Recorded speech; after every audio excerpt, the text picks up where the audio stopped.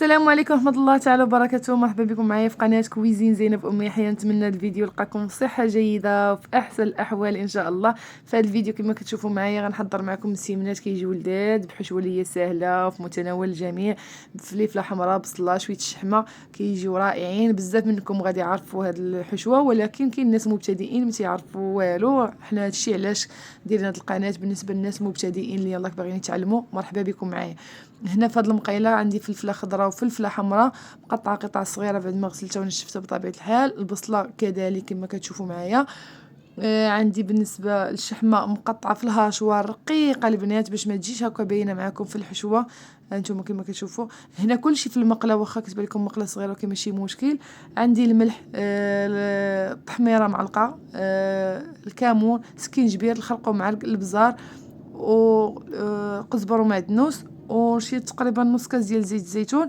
كنغطي كلشي في المقله وكنقص عليها البوطه مهيله، كنخليها طيب على خطره، ما كنحركش العطريه باش هكا ما تحركش معكم العطريه. يلا تجي الفليفله جايه في الطياب والبصيله جايه في الطياب، كنعاد كنحرك المقله كما كتشوفوا معايا. كتكون الفلفله بدات تطلق الماء ديالها، كتجي زوينه البنات بالطريقه، ما كتحركش لكم العطريه في نفس الوقت كما كتشوفوا بهذه الطريقه ما كتحركش معكم العطريه. بنفس الطريقه البنات كتحركوا. هنا دخل عليا ولدي الصغير وليتا كندخل ونخرج بالهضره.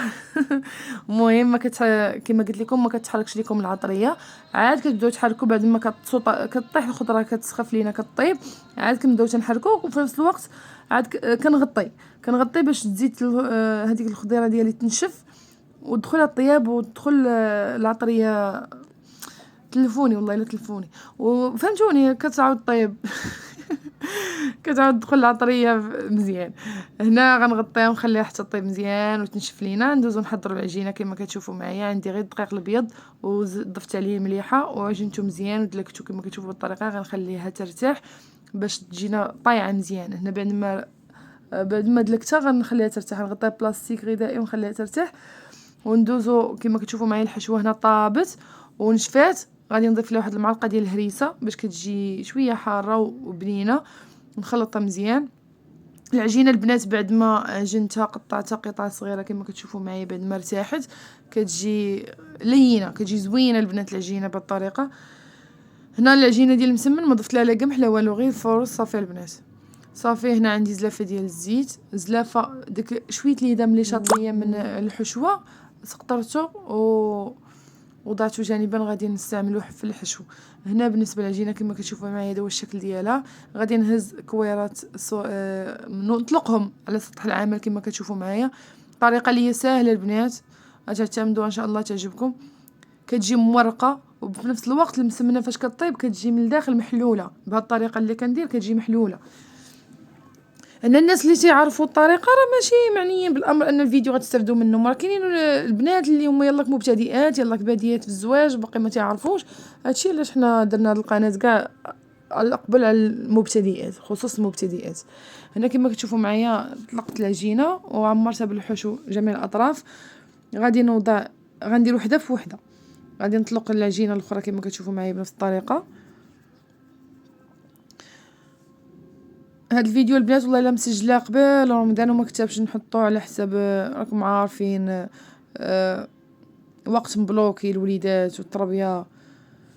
راهي تقريبا واحد الفئه ديال المتتبعين الوفيين كيبقاو يسولوا فيا لا حطينا فيديوهات، لا رجعي معنا، لا فيديوهاتك زوينين، لا جربنا وصفاتك ناجحين. شوفوا البنات انا بنفس الطريقه كنديرو وكنوضع شويه الحشوه فوق المسمنه باش كتجيني مسمنه محلوله.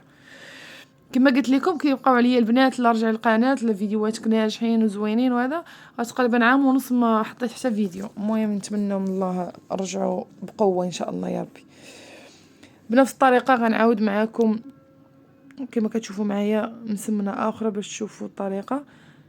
هنا الحشوه كنهز غير واحد شويه الحشوه كندوزها على الاطراف كاملين ديال المسمنه وشويه من هذاك الزيت اللي تسقطر لينا. البنات بالنسبه لليدام اللي تسقطر من العجين من الحشوه ما كنوضعوش على سطح العمل، الحال بارد كيجمد لينا حتى كتطلقوا العجينه وكدوزوا منه واحد شويه في العجينه من الداخل صافي. وكنكمل بنفس الطريقه كنستمر وحده في وحده. والحشو فوق من الاولى كنوضع الحشو من فوق منها. هانتوما البنات باش كتجي محلوله من الداخل. طريقة اللي هي سهلة وبسيطة ممكن تعتمديها الا ما كنتيش عارفة. بالنسبة للناس المبتدئين صافي غنكمل بنفس الطريقة وندوزو نسخنو المقلة. هانتوما حتى كنكمل العجينه ديالي كامله عاد كندوز نخبز، ولا تقريبا تكملوا نفس الكميه ودوزو تخبزوا في نفس الوقت، تصاوبوا وتخبزوا. هنا كتلقاو العجينه طاعات في يديكم. راه نتوما كتشوفوا معايا العجينه راه طايعه اصلا، ولكن كتزيد كترخم ما كتعصبكمش فاش كتبغيو تقرصوا كتقرص معكم بسهوله. المقله سخونه كنوضع فيها المسمنه. هنا عندي انا واحد الطريقه كنعتمدها البنات، ما كنخليش المسمنه ترتاح بزاف في المقله، دغيا كنقلبها، كنبقى نقلب باش المسمنه كتحل من الداخل وكتجي شاده الطياب. الوجه ديال المسمنه كامل كيجي داخل الطياب، ما كتجيش بلاصه بيضاء وبلاصه محمراء، كيجي كله، شفتوا معايا، كيجي كله لون واحد. وفي نفس الوقت نتوما كتنفخ معايا المسمنه شويه راه كتجي من الداخل محلوله ومقرمشه، ما تشبعوش منه. هذا مسمن بالشحمه ساهل، اعتمدوا ان شاء الله في وصفاتكم كيجي زوين. ما تنسونيش البنات التشجيعات ديالكم بالتعاليق ديالكم الزوينه اللي ديما كتحفزني باش نستمر معكم. لشتوا الفيديو خليو تعليق زوين بحالكم وخليو واحد جيم محفز بالنسبه ليا. و كنبغي نقول لكم من هذا المنبر كنشكركم بزاف على المتابعه ديالكم وعلى الاسئله المتكرره عليا وكتسولوا عليا وكيوصلوني الكومونتير ديالكم، كيوصلوني اي حاجه زوينه كتقولوها في حقي كتوصلني. شكرا بزاف لكم. المهم هذا هو المسيمنات ديالنا. ممكن نهضر هكا ونرجع معكم الوصفه. شفتوا كيفاش كيجيو هنا؟ هاد الكميه راه الحال بارد غير كيبردوا راه كيجيو محلولين من الداخل ولداد ما تشبعوش منهم. جربوهم، اعتمدوهم، غادي يعجبوكم. نتمنى الفيديو نال الاستحسان ديالكم. ما تنسونيش بالاشتراك وتعليق زوين وخليوا لايك بالنسبه للفيديو. وشكرا للمتابعه، ومع فيديو جديد ان شاء الله. مع السلامه.